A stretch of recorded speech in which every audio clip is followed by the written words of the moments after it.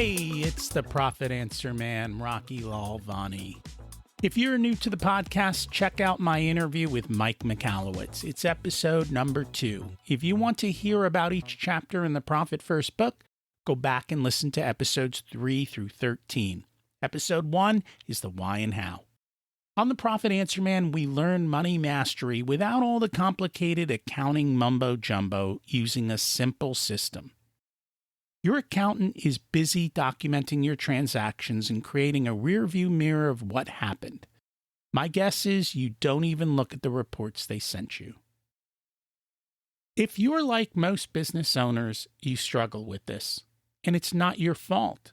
We aren't taught money in school, and accountants aren't taught how to be profitable. The Profit First system created by Mike Michalowicz works, and he certified me to help you implement the system in your business. Remember, the new equation is sales minus profit equals expenses. Let's face it, without cash flow, you can't pay your employees, buy needed materials, or pay your mortgage and support your family. I help you to do that and more, so you can focus on the parts of the business you love and receive the rewards for your labor and investment into your business. The stronger you are as a business owner, the more jobs you create, the better we are as a country. Small business owners are the backbone of America, and for that, you deserve to be well rewarded. Just remember, more revenue does not equal more profit. That's why we focus on the bottom line. This episode of the Profit Answer Man podcast is brought to you by SMBpodcastnetwork.com. The network is a collection of podcasts and shows from around the internet which focus on bringing you interviews with amazing guests who share actionable advice, ideas, and information for small and medium-sized business owners and entrepreneurs. Visit www.smbpodcastnetwork.com to find more great shows and easily subscribe to be notified of new episodes. It's a great way to discover quality content. If you've discovered us via the network, then I hope you enjoy today's show and will consider subscribing directly so you never miss our episodes. Employees can be super expensive, especially these days with rising wages, or they can be super profitable. That depends on you. And if you hire the right people for the right seats and give them the right direction. Reality is, more often than not, it doesn't happen.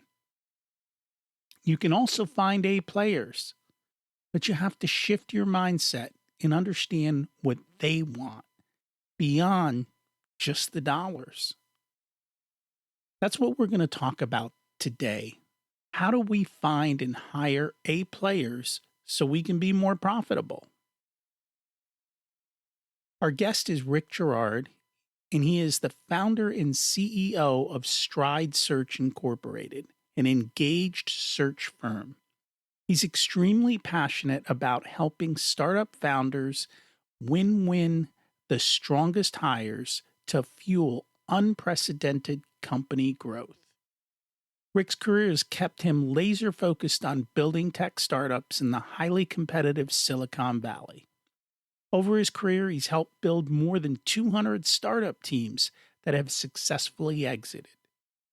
Value and impact are the two main ingredients brought to every interaction, above and beyond just locating the strongest people. Contrarian in his approach, Rick has flipped the script on engagement and the hiring process to bring massive competitive advantage to every interaction. He's the author of Healing Career Wounds. He invented and systematized the hiring operating system, the solution for leaders to win the strongest hires by blowing up best practices with a humanistic, evidence-driven, non-biased, and time-efficient experience. Let's meet Rick. Welcome to the Profit Answer Man, Rick Girard. It's great to have you join us today. It's a pleasure to be here, Rocky. Thank you for having me. Can you share a little bit about yourself and your business? Absolutely. So, my name is Girard. I've been an executive recruiter for my whole career, primarily in the Silicon Valley, and I've worked with tech startups. And now my business is primarily I still do executive search, but also I'm on kind of a big mission to help small to medium sized businesses excel through hiring the right people, both by having a system in place as well as being able to identify and gain evidence to support whether or not somebody should or should not be hired. Do most small businesses have a system in place? No. And you know what? You'd be surprised. There's a lot of larger companies that don't have, well, I should say mid-sized companies that don't have systems in place either. It's, you know, one of the things back when I had hair that I came to realize was that, there's no training out there for hiring managers on how to interview. And there's very little, like there's kind of best practices that are shared from large organizations that people try to follow, but they end up not working because of the fact that essentially they work really well for the large companies, but they don't work well for small businesses. So, the lack of education and understanding of what a good person looks like, that's kind of what the mission is, and that's what we're trying to help solve that problem. Trying to think. I just read 2 books on hiring. One was not really about hiring at all. It was, and it came out of Silicon Valley, The Hard Thing About Hard Things with Ben Horowitz. But he talks about how to hire people and the fact that when he was hiring people, you had to hire leadership that matched where you were in your growth trajectory. So some people are good at building, some people are good at maintaining. And if you have the wrong executive in the wrong situation, even though they might be great, they weren't a good fit. And then setting out the goals appropriately for them. I've read that book too. It's a great book. And there's a lot of truth in it from the perspective of, I think people have in their DNA they're either builders or kind of improvers, or they might be maintainers, right? And it's the type of work that they're drawn to and that they excel at. And like when you're a small business, you need people who are all builders. And builders, there's not as many builders out there as there are maintainers, right?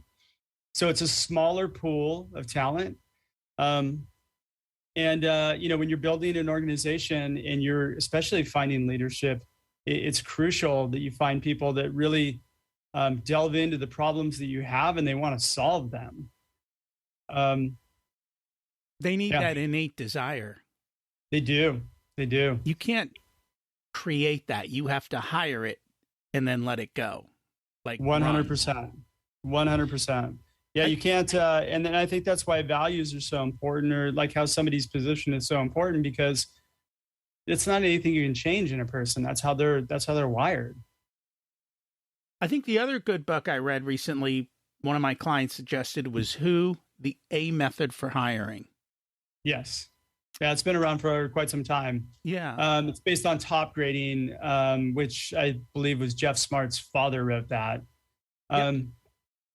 Good method. The only challenge that I've had with that is that it doesn't really delve into aligning with core values of the company. It really delves into kind of figuring out whether or not somebody brings the right skills to the table that you need.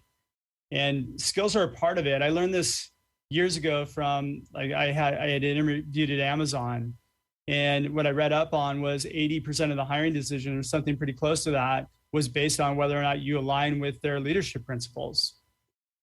Because they subscribe to the idea that skills can be taught, but who you are as a person cannot. And there's a lot of truth in that. So how many small business owners have their values known and communicate them during the interview process? It's a really small percentage. I end up, a lot of the work we do is we get hired to fill a pretty important role within a company. And that's the first thing we go into is what are your values of your company? And then once we delve into them, a lot of times we find out that those values really aren't at all what the values are. And we have to rebuild them from scratch. A lot of them are aspirational, right? Like we want, or they found 3 values in a book and they want to build that into their company. But the truth is, values come down from the leadership, from the CEO, right? Who you are as a person translates into your business and then, translates down the food chain. So the leaders have to really contribute and think about what our values are and how we're going to use these values in making decisions. And that was something I go back to Amazon. I think Jeff Bezos did that from the very beginning, which is why he was able to scale so flawlessly. And, he just got the right people on the bus, almost every time. Silicon Valley has that privilege. They do. They do.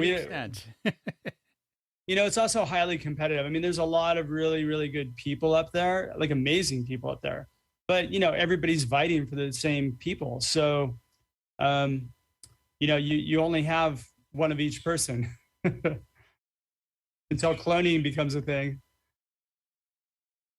So we're all about profit. And the reality is an employee can either be a profitable addition or a cost. And it's about whether you pick the right people and you set the right expectations and you have the right measurements in place.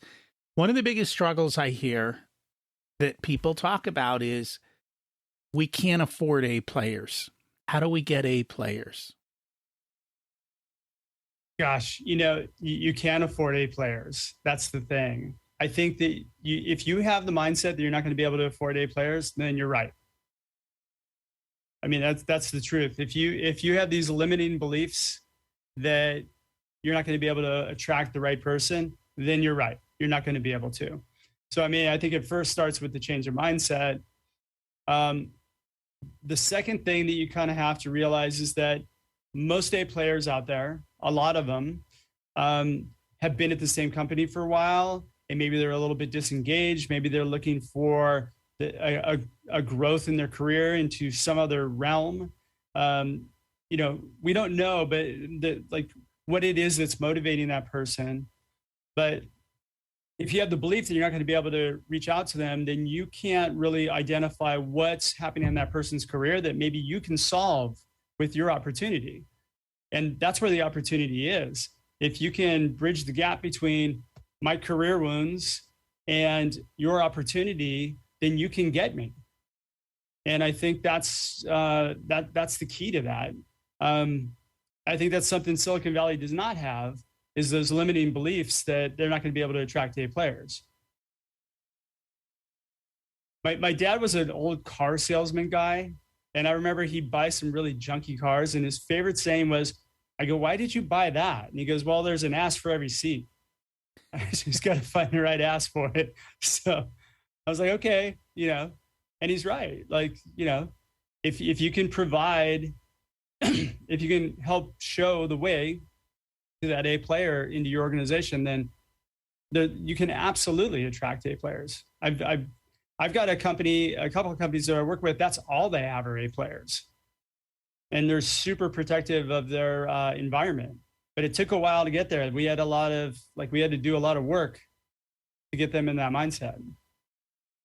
So what kind of work did they have to do to get in that mindset? Well, so first off, I think it's really important that you drill down again on the core values of the company and then make that a language within the organization, how people interact within the organization, how they make decisions, how they treat their customers. Those are all around your core values. Now, if you don't write them down, you still have them. Just people don't know what they are. So you just need to provide somebody with a North Star that they can grasp upon. And it doesn't take that much time to actually do this work, which is, kind of crazy to me that why would you not sit down for a day and figure this out?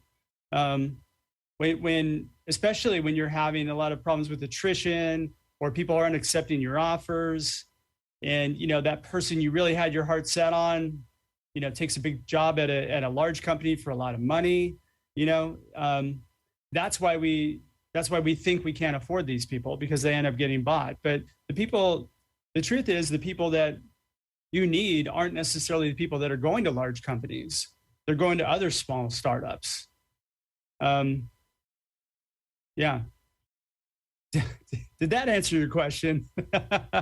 It does. I think a lot of people aren't competing with that level. They're looking for more blue collar work a lot of times. Sure. Or just more staffing positions stuff. So does this still apply for those types of positions? Absolutely, it sure does. I mean, everybody within your organization, if you make a hire, the idea is that you want somebody that's going to be retained in your organization. You're going to put time and effort into training them. So you want them to be sticky. You want them to stay in the organization. So you really have to provide a vehicle by which that person feels like, this is my home. And, when people don't feel like it's their home, then that's when they get restless and they go look for other things. So it's more of a feeling then. It is a feeling, but I think it's also paying attention to the qualities of the people that you bring in, and also maintaining that communication flow to make sure that they understand where you are and you understand where they are. That makes a lot of sense. And you have to get your values down, which is, these are the building blocks that we sometimes forget. We right? do. We totally forget it. I mean, I'll tell you, I've built a couple of companies where we didn't have values. We thought like we kind of did. And like we had all kinds of problems, and then it's kind of interesting, fast forward to kind of a few experiences later, then, as you're evaluating people against your values, it becomes very clear, like, hey, this person is not going to do really well here. And we're not going to be able to provide the vehicle for this person to excel. And this person who we thought we couldn't get is leaning into us because they really like what we're about. And so that does give you a competitive advantage if you do have your values out there, because 90% of the companies out there don't. And even when they do, nobody knows what they are, even if they're written on the wall. It's kind of funny. That's almost worse, though, than not having values at all. I've walked into companies where, behind the wall, like on the wall behind the president is their core company values, and they say things like teamwork and collaboration and, all the hot buzzwords. But if you don't see that in the office and people aren't living it, then you're really negating your buying power, like your opportunity to attract people, because nobody's going to get fooled. No, they'll see it when they walk around, Yeah, exactly. So I say that with kids, right? Kids don't listen to what you say. They listen to what you do. It's the same thing at work, right? They're going to watch and see what gets done, not what you say. And when those two are not in alignment, you're in trouble. Very true. So Very true. Beyond the values, we also need to look at their skills, right? And how do we know if we have the person with the right skills? Because a lot of times people say they can do X, Y, Z, but maybe they can or can't. That's a really easy way so there's a really easy way to kind of decipher down whether or not somebody has the skills. And I think the problem is when we go into an interview and we're asking technical questions, especially like if you're a non-technical person, you're asking technical questions, or you're not an expert in what you're hiring for, we don't drill down deep enough to understand exactly what the person did. And I love behavioral interviews for the sole purpose that I can really drill down on what a person did. This is actually the Who method is kind of like this, right? So walk me through what you did, how you did it. So it's kind of based off that same principle. The idea is, walk me through a project from start to finish, and I want details. And it becomes very clear. You can trip people up very quickly as to what they know, what they didn't know, what they're claiming to say they did, like claiming to do, which versus what they really did. You hear a lot of clues in that. Again, I think that's more important, to get a track record or get some really good base knowledge on whether or not somebody's handled the scope of the work that you're looking to have done. But also, there should be enough room in it for growth for that person. So you shouldn't be looking for, especially if you're a small business, you shouldn't be looking for a person that basically has done what you want them to do. They're doing it now at another company, and you think that you just want them to come over to do the same thing that they've been doing with no growth trajectory. One of the big things that people are really looking for today that I'm finding is I need to grow. I need to grow either, professionally from a responsibility standpoint, or my skills, or I just, I need more. I need my company to take an active role in helping me to get to my next level. And so, that's what you're looking for. That's what you want to be able to provide for each person. Do you find employers are usually looking for somebody who already knows how to do what they want them to do? Yeah. I've seen it quite often. We and especially I think at the leadership level, like we want a VP who's already done this before. Well, great. Like, what's the incentive, right? Why would I want to, why would I want to do the same thing I'm doing, but just at a different place? I'm already comfortable here. I'm already being paid well. I enjoy the people. What's the incentive for me to do that? I'm not going to have any other growth opportunity. So the only answer to that is you're going to have to pay them more, which leads to your point of you can't afford A players. Because if that's what you're chasing, find a senior director who's ready to grow into a VP role. There's where the opportunity is. And that's where the growth is. And that person sees a lot more value in jumping ship to your role than somebody who's already done it, who's doing a lateral type role. And I will say people who are working in larger companies have more than likely had enough, and they want to come work for a small company where they can actually make a difference, take control, and not get stymied every time they turn around. Some do. I find it,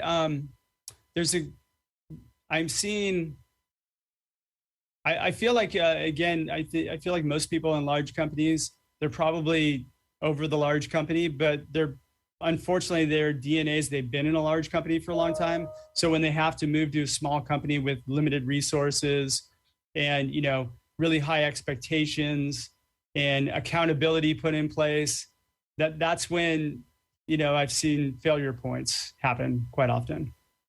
So it's making sure they're clear up front that this is what they're walking into. Well, they should be clear up front that this is what they want. That's really the most important thing. If you're just looking for a job, then go to another company. If you're looking for an opportunity, like I've had it with large companies, I really want to be at a small company because of this, and this. That's what I desire. I'm going to do well in that environment. If I'm just kind of making the move for a paycheck, there's a pretty high failure rate of that type of situation happening. Right. So you've got to hire for beyond money, because the people you hire who just are coming for money, even if you give it to them, are most likely going to jump somewhere else for more. Yeah, because somebody's got a bigger checkbook. Mm-hmm. Eventually somebody's going to come, knock on that person's door, offer them a lot more money, and they're going to bounce and leave you in a position where you're not in a good position anymore. One of the things I've heard you say is the Great Resignation is making it easier than ever to hire strong talent. That seems counterintuitive. It is counterintuitive, but it's true. I'm seeing rebounds. So a lot of people left last year because they, look at, if you weren't taking care of your people through the pandemic, or even prior to the pandemic, right? People stuck it out through the 2020 year, and then 2021, everybody jumped ship, right? And a lot of people jumped ship just to get away from their current employer into probably another situation fairly similar. And now the resignations are still continuing to be pretty high. I think it was like 4.3 million people jumped from their job in January. So, you've got an opportunity here.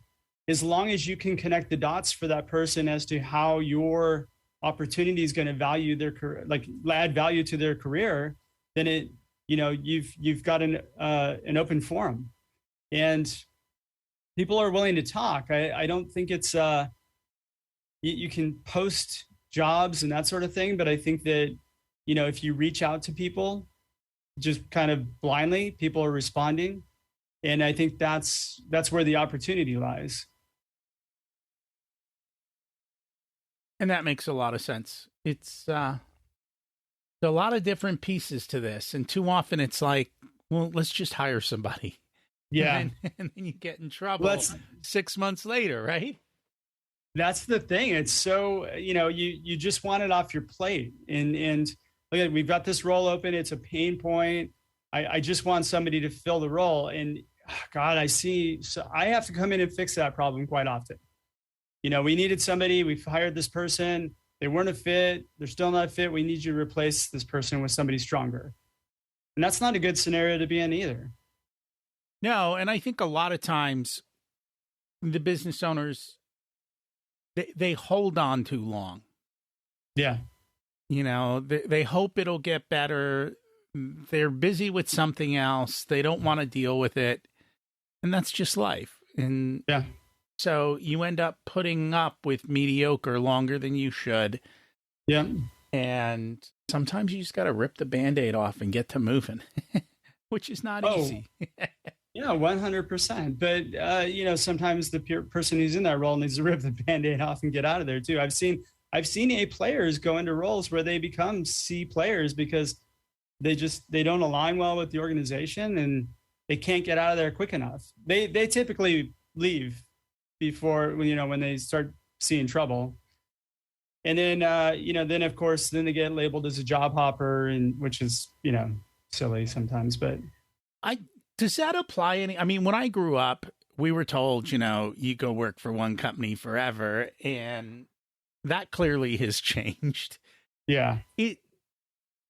Are people, because it seems like people are hopping a lot more often today than ever. Yeah. Yeah, they are.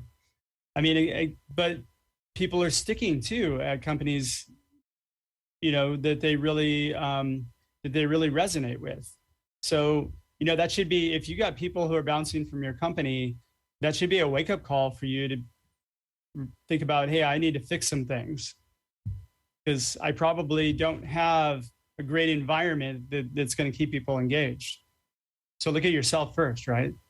The mirror is not easy to look into. No, it's not. There's a lot a business owner has to do. And I think that's a big part of it is, you always talk about building the foundation. And it's the step that a lot of us want to skip is creating the values, creating the processes, and doing the boring hard work that takes time, but then allows you to be on that strong foundation going forward. And you don't have the problems because you built it properly. That is true. That is true. You avoid a lot. What did Benjamin Franklin say? Like if you fail to plan to fail. Yes. That's part of planning, just getting your structure of your company in place. If you don't have an actual structure for how you interview that people understand within your organization, you can't expect to do well at hiring because nobody knows what to do. It's just the Wild West. So what does that look like? A structure? Mm-hmm. It can be as simple as, hey, look at it. We do a phone conversation with you, and then we bring you in for an interview. It's, X amount of time. You're going to meet with 1, 2, 3 people. We're going to discuss this content, and then we'll go back and make a decision. We'll confer with you, give you, closure, and then we'll let you know. Do you find more often than not that people hire people they like versus the people who will do the best job? Absolutely. That is so, yes. You know what? I once had a CEO want to hire a VP, and this was in the Valley. This was like quite a few years ago, based on the fact that they had a conversation about the Oakland A's, and they were both big fans. And he's like, we like the same player. We had a great conversation for 45 minutes about baseball. And I'm like, well, how do you know this person's going to be the right person for your organization? Oh, well, everybody else vetted him the other way, so we just talked about baseball. I'm like, that's not a good reason to hire. Not at all. You want somebody who's good for the business, not good for your ego. I think that happens more often than not. It does. It does. And I've heard, CEOs too, like that say that, hey, ultimately, if I want to go have a beer with them at the end of the day, then I'll hire them. If I don't want to have a beer with them, I don't want to hire them. And I just think that's dangerous because, again, it creates a whole bunch of yous as opposed to, you need differences of opinion, you need diversity, you need all these things in order for your company to grow. And I think, in my real estate company, I think that was the success, that the two of us were on totally opposite ends of the spectrum. Yeah. And so when we could come together, you knew it was going to work. I bet. Because you got two very differing points of view. And it was only when we could find the middle ground that we would pull the trigger on deals. Which is great that you guys were able to work through that sort of thing, right? Yes. Yeah. You probably shared similar values, but just different views. I am the conservative, risk averse, and he was out in the Wild West. I'm like, prove it to me. Show me it'll work, and I'll do it. And so sometimes we had to hold the reins in, and other times you let them run. Yeah. And you just kind of figure out your way forward, and you're able to do that.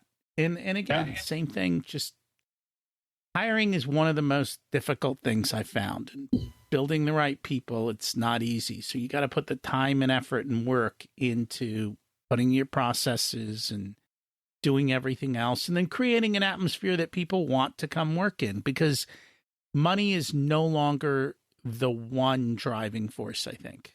No, not at all. Not at all. I mean, it is still a reason to look, but it's not. And as a matter of fact, if money is the only reason why somebody's looking, I think that's a bad reason to look. Because again, what are you chasing? You're not chasing anything that's going to be in alignment with what the company needs. And so I hear often, recruiters saying, hey, this person will make a move for more money. And I'm like, that's great, but why would you even want to engage that person? It's a losing battle, right? There's got to be something more. Otherwise, why waste your time or their time? Quite often what you're doing is you're helping them get a higher counter offer at their current company. So if you want to be that nice, go for it. That doesn't always go well, though, either. On the other side, it doesn't. I think statistically, you're going to probably be leaving within 6 to 8 months. I don't know what the data is anymore, but like it used to be pretty high. But then again, now I think people they want to keep people engaged. They want to keep people in the company. If it's somebody who's a high performer, they don't mind. Company doesn't mind coming up with more money. Because the cost to refill right now is through the roof. And I think that's the one part of, because that doesn't show up on the P&L. No. And I think that is the biggest missing cost, is the cost to rehire or replace can be astronomical. Yeah. And what's interesting is there is some data out there, but there's really no proven data. It's just kind of like these theories that cost between 3 and 25% of their first year's annual income. I mean, who knows, But I mean, because you're also not factoring into that bad hire cost, profit, like loss of production, people who might have left the company because that was a bad hire. I mean, there's so many factors that can kind of play into it. Clients who leave. Yeah. Yeah. It's not a good thing when your clients leave. No, it's not a good thing. And it's funny. And this has been my thing, especially in service industries. I'm like, the people I deal with are your frontline workers. And if you haven't done a good job of putting the right people in, it really damages your reputation. It does. And too many companies don't do a good job of putting good frontline workers in place. No, I feel like it's, hey, can you work these hours and do you fit our what we can pay you? And if that's the whole interview, you deserve what you're getting, unfortunately, because again, like that's a transaction, right? So if you're going to treat it that way, nobody really wants to be a transaction. So you're going to lose. You're going to lose. Yeah. If people would like to learn more about you, your company, what's the best way for them to do that? Yeah, absolutely. So my company is stridesearch.com. It's STRIDESEARCH.com. You can also find me on LinkedIn, Rick Girard. And then also, I actually, I have a book too. Maybe you want to read it. It's called Healing Career Wounds. And it's actually endorsed by Gino Wickman. I don't know if you know who Gino is, but he was the author of Traction. Mm-hmm. EOS, yes. Big fan of Traction. Yep, I am too. I'm an EOS guy. Like I run it in my organization too. Nothing better. So yeah, we actually developed this hiring operating system that we help small businesses deploy within their organization. And we're about to roll that out into a software product in the next upcoming months here. Cool. I look forward to learning about that. I'm a big fan of EOS, and most of the EOS people that I talk to are big fans of Profit First because it's a system, and EOS is missing that part of their system in great detail. And so they're like, hey, these things work together super well. They do, which is, I think that's why I had read Profit First, probably first, and then, So my system actually fits really well in the EOS's people piece of the system because there's really not anything. It's like, do you have the right person on the bus or the wrong person on the bus? So that's what we're trying to kind of fill that gap for entrepreneurs and small businesses. Cool. And we'll put that all in the show notes. Thank you so much for joining us today. Yeah. Thank you for having me, Rocky. It was a pleasure meeting you. Do you wonder if this is possible in a service-based business with entry-level wages? Is hiring based on your company soul possible? Check out my other episode on Richer Soul, number 201, Creating a Soul-Based Business with Josh McCallan. I'll put a link in the show notes. He does that with entry-level workers. Do you use your values in your hiring process? As he said, you have to hire to them. The wrong cultural fit, and it doesn't matter how good the person is. That means you need to put in the time to define it and make sure your company models it well. Money is not the driving force and should not be in your hiring process. You will most likely lose the person when someone else is willing to pay more. Take the time to hire the right person, not the one you like best. The truth is, it's human nature, and it's why we end up with the problems we have. Make sure they're the best fit for the opportunity. Reality is, when you have a team of A players, business is more fun and more profitable. If you want a done-for-you service, you can hire us as your Chief Profitability Officers. You have your own area of expertise, and maybe you want to spend more of your time doing what you love. We only work with a handful of clients, so they all get our full attention. We work with business owners who have or are growing to $500,000 to $5 million in revenue. You can use the scheduling link in the show notes to get on our calendar for a good fit conversation to see if we're the right people to support you and how we can help you. Hey, it's Rocky. Don't forget to check out my other podcast, Richer Soul.